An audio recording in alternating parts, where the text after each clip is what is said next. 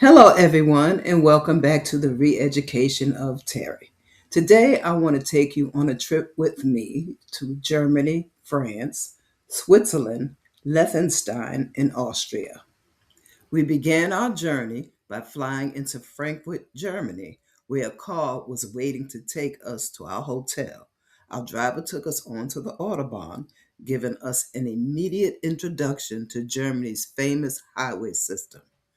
That evening, we attended a meet and greet where we met our tour guide, Veronica, along with 18 fellow travelers who had all been strangers just hours before, each of us about to share in the same adventure.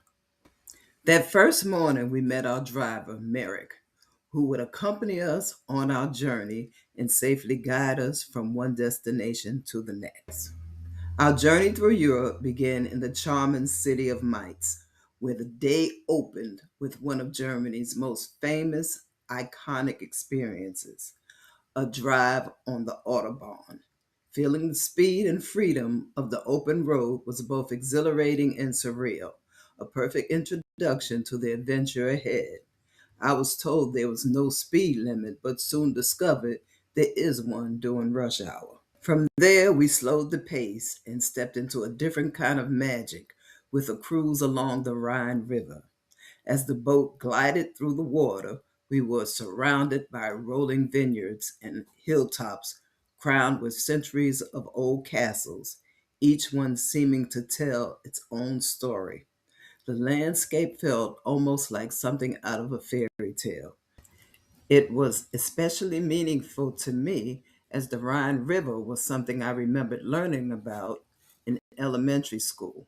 Another moment where a place from my studies came to life before my eyes. Adding to the experience was a taste of Rudolstein coffee, a rich and warm blend of coffee and brandy, topped with cream. More than just a drink, it felt like a small cultural ritual perfectly suited to the setting. That afternoon, we ventured into the vineyards of the Rudolstein region, where gentle hills stretched in neat rows of grapevines as far as the eye could see. We stopped at a local winery for a tasting, sampling four different wines, each with its own distinct character. I very seldom indulge in wine or alcohol, but I decided to take full advantage of the experience. I have to admit, I enjoyed every one of them, from the crisp and refreshing to the more complex and full body. It was the perfect way to unwind and immerse ourselves into the region's rich winemaking tradition. It was a day of contrast, speed and stillness, myth and reality, and an unforgettable beginning to our European journey. The next day, we set out to Heidelberg, Germany, home of one of the oldest and most famous universities in Europe. Walking through the historic city, there was a strong sense of academic tradition and timeless charm. We visited the ruins of Heidelberg's castle, where its striking architecture stood as a reminder of centuries past.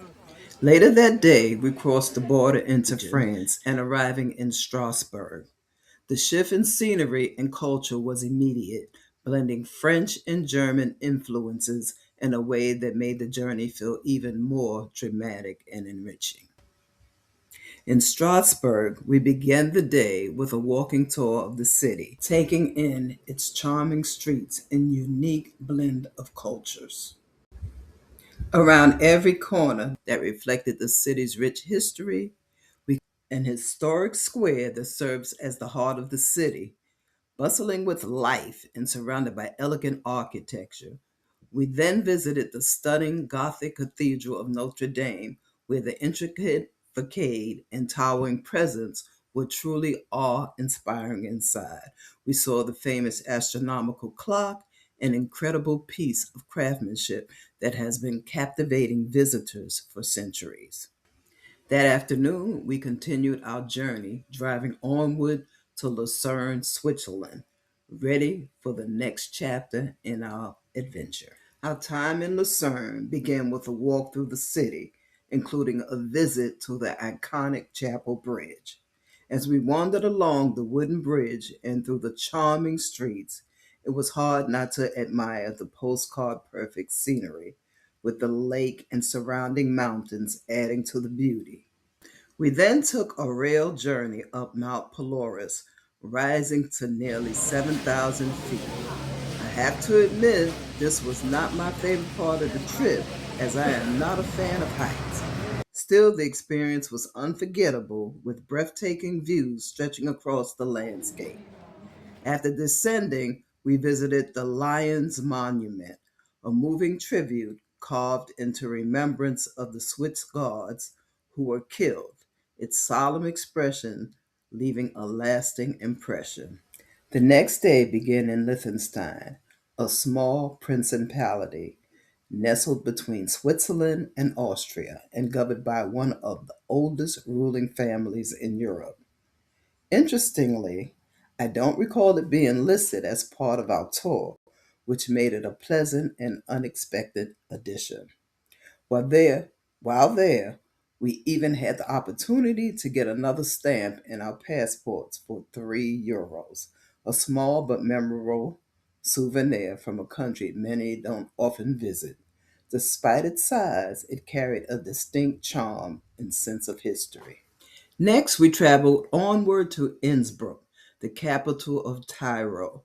Surrounded by the Alps, the city offered a stunning blend of natural beauty and historic architecture. We toured the famous Golden Roof, a landmark shimmering with history. In Salzburg, we visited the birthplace of Mozart and saw locations from the sound of music, including the famous gardens. We then began our time in Vienna with a drive along the famous Ringstrasse, the city's main circular boulevard lined with impressive historic buildings. Along the way, we viewed the Maria Theresa Monument and the Grand Vienna City Hall, both iconic landmarks that reflect the city's imperial past. We also visited the Baroque apartments where ornate designs and classical elegance showcase the refined architectural style that Vienna is known for. That night, we all went out to celebrate the end of our European journey. We ate, drank, danced, and sang songs together while one man played the organ and another played the violin, adding to the festive atmosphere. It was a joyful and memorable way to close out the trip. Later, the bus took us back to the hotel where we finished packing and prepared for our long journey back to the United States the following morning. As I reflect on this journey through Europe, I realize it was so much more than just visiting different countries. It was an experience filled with history, culture, and unforgettable moments. From the thrill of riding on Germany's Autobahn to the peaceful beauty of the Rhine River, and from the charming streets of Strasbourg to the breathtaking views in Switzerland, every stop brought something new and meaningful. There were moments that pushed me out of my comfort zone, like heading up nearly 7,000 feet on Mount Paloris, but also moments of simple joy, like enjoying local wine, walking through the historic cities, and taking the architecture that was absolutely stunning, especially in Vienna. One of the most special parts of this journey, though, was the people we started this trip as complete strangers, but somewhere along the way we became like old friends, almost like family. Sharing meals, laughter, and experiences brought us closer in a way that made the trip even more meaningful. Our driver, Merrick, was incredible. Watching him navigate that motor coach through narrow European streets was something else. I'm pretty sure I would have taken out a few cars myself. He made us feel safe the entire time. And our tour guide, Veronica, was truly unforgettable. She was one of the happiest people I've met in a long time.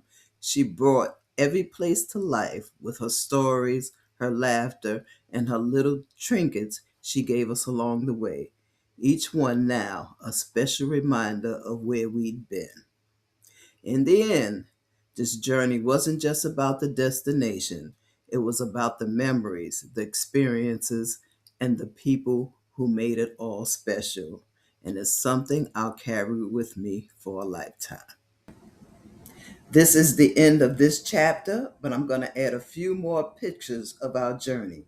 Thanks for watching.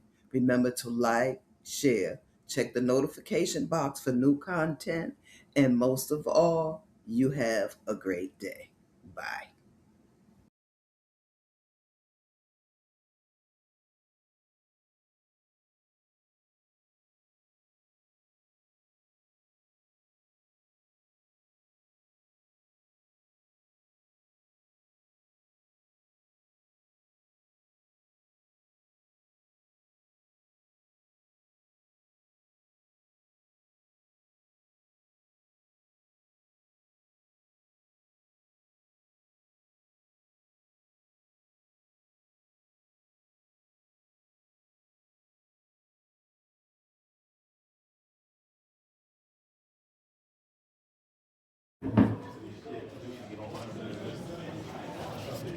Oh, stop now. That's a good picture now.